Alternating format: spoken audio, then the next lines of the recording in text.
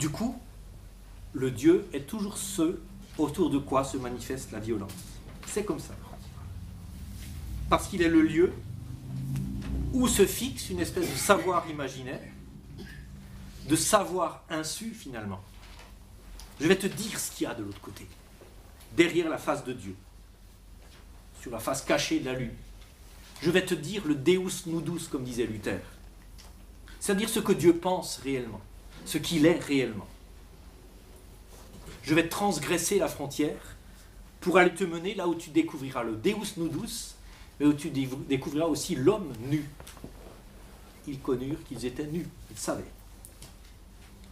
Je vais te mener dans ce lieu où l'homme n'a plus besoin de parole parce qu'il a le savoir. Mais un homme qui n'a plus besoin de parole n'est plus un homme, n'est plus un humain, puisque c'est la parole qui fait l'humain. Oui. Je vais te mener au lieu du savoir, où tu vas vivre, mais au fond où tu vas mourir. Et donc le débat est violent parce qu'il cherche sa propre mort, sa fin. Le débat cherche toujours sa fin. Mais c'est pas grave, parce qu'il la trouve jamais, et c'est ça qui est intéressant. Et j'en arrive à ma sixième partie, subjectivité assumée, violence maîtrisée. Alors sur mon papier, j'avais mis un point d'exclamation, et je me suis dit, c'est trop violent le point d'exclamation, donc je vais mettre un point d'interrogation, ça passera mieux. Mais ça m'a donné l'occasion aussi de réfléchir. On va dire subjectivité assumée. Subjectivité assumée,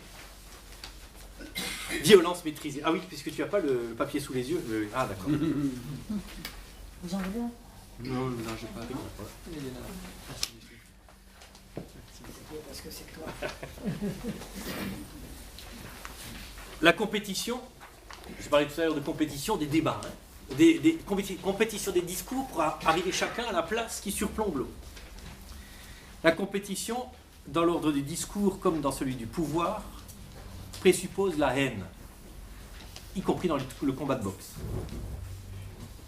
Simplement, c'est possible parce qu'elle est encadrée. Cum petere, je suis allé voir l'étymologie, c'est demander ensemble. Et là, je vous renvoie au désir mimétique de René Girard. Au fond, on demande ensemble la même place, la même chose. Qui c'est qui va l'avoir, puisqu'il n'y en a qu'une, par définition. La haine, c'est quoi? C'est l'envers du discours surplombant. Un discours qui peut fort bien s'exprimer dans les catégories de l'amour, de l'idéal du bonheur, de la réalisation d'une humanité fraternelle, égalitaire, libre, qu'elle soit religieuse ou pas, qu'elle s'inscrive sous le nom d'un Dieu ou sous le nom d'aucun Dieu, qui peut être aussi un Dieu.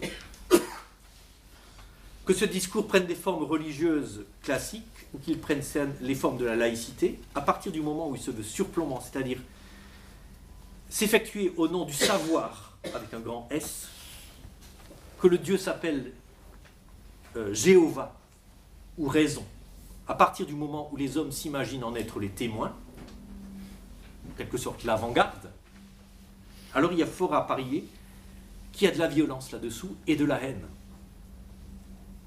Une haine profonde, tellement profonde qu'elle se hait elle-même. C'est difficile d'admettre qu'on hait. C'est plus facile d'admettre qu'on aime. Alors la première réaction, puisqu'il y a de la haine de toute manière, c'est de lutter, d'essayer de résister au serpent, de le contredire, de rétablir la vérité, de se remettre sous l'autorité d'une parole et dans la confiance d'une parole. Mais il me semble que le récit qu'on a lu dans Genèse 3 nous montre que c'est perdu d'avance. Parce qu'à partir du moment où Ève répond au serpent, elle est déjà prise dans la torsion de la parole. La contradiction est là.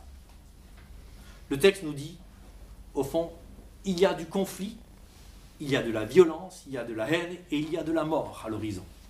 De toute façon. Et là, je vous renvoie au chapitre 7 de la lettre aux Romains, où il y a un débat. Je veux dire un débat religieux, un débat éthique, un débat sur finalement le sens de la vie, où donc Paul débat avec qui? Avec le serpent, j'allais dire, c'est-à-dire avec lui-même, au fond. Alors, les débats et les combats du genre de celui qui paraît opposer laïcité et religion, ou qui paraît opposer différentes compréhensions de la laïcité et peut-être différentes compréhensions de la religion, ne sont finalement que des symptômes, parmi beaucoup d'autres, de cette haine. Parce que ce que je hais dans l'autre, c'est quoi finalement? C'est moi-même. Et le combat pour en sortir n'est qu'une autre manière pour la haine de se dire. Le combat pour sortir de la violence n'est qu'une autre violence, celle que la violence se fait à elle-même. On n'en sort pas. Ben, regardez, je veux dire tout à fait concrètement, dans l'organisation sociale, on fait toujours appel à la violence. La loi est violente. Je veux dire, quand quelqu'un transgresse la loi, on lui met des menottes, enfin ça dépend des cas, etc. Je veux dire, on fait usage de la violence pour éviter à la violence de se répandre partout. On combat la violence, en fin de compte, par la violence. Et pas seulement dans les faits, je veux dire, physiques, mais dans les débats autour de la peine de mort, autour des substituts de la peine de mort, autour de la guerre, autour de la contrainte. À quelles conditions est-ce que le point que j'assène sur la table est violent ou pas violent? C'est violent, mais j'ai une fois assisté à un débat dans un conseil presbytéral où un point s'est asséné sur une table parce qu'il y avait de la violence en face, mais une violence sans, j'allais dire sans effusion de violence, mais une violence profonde, en parole. Et en parole tout à fait respectable, presque. Le problème des conditions d'application du principe de laïcité, et donc le problème de la compréhension de la laïcité, n'est pas exempt lui-même de violence et de haine. La loi sur le foulard, on peut être contre, on peut être pour, mais on ne peut pas passer à côté du fait qu'elle a été ressentie comme violente par un certain nombre de gens. Même la charte de la laïcité, à l'école, qui est... Je veux dire, moi, j'ai pas eu de la... Je croyais qu'il fallait la signer, mais personne ne m'a demandé de la signer, mais enfin, je la signerai, je veux dire... comment dire, c'est plutôt modéré. Mais ça a été aussi ressenti comme violent par un certain nombre de personnes. On n'en sort pas. Mais je veux dire, c'est pas grave. Non plus. Parce qu'une fois admis ça, on peut enfin s'arrêter d'essayer d'en sortir. Se placer en position de non-savoir, et le chapitre 7 de l'Épître aux Romains termine sur une question. Puisque maintenant je sais que je ne peux pas, qui me délivrera? Se placer dans une position non plus d'un savoir surplombant la parole, mais d'un non-savoir fondamental qui s'attend à une parole.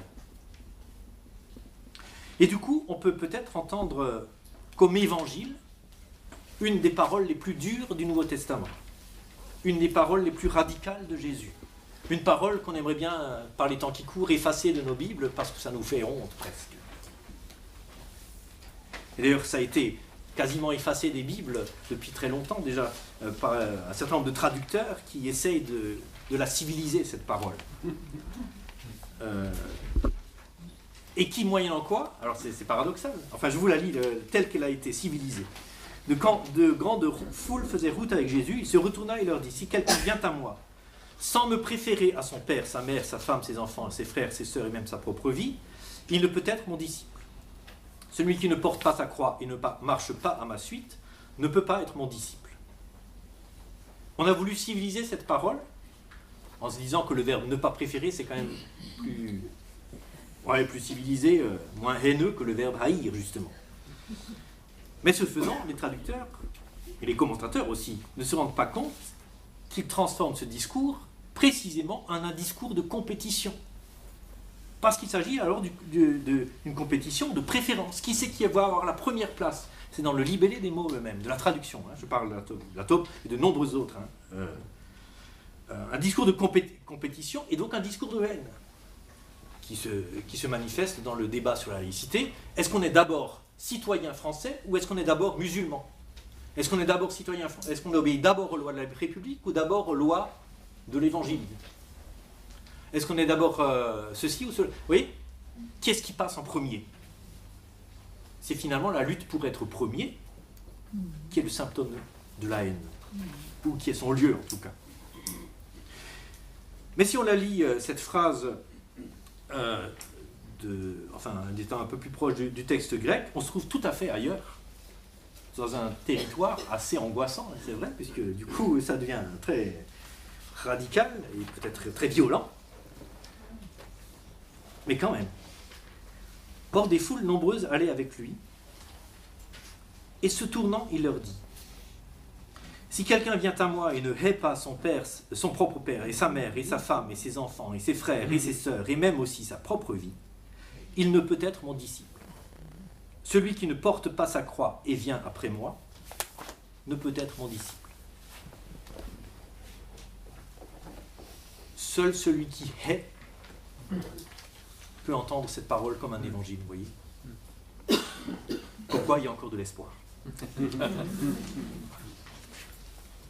Ah, très bien, belle parole.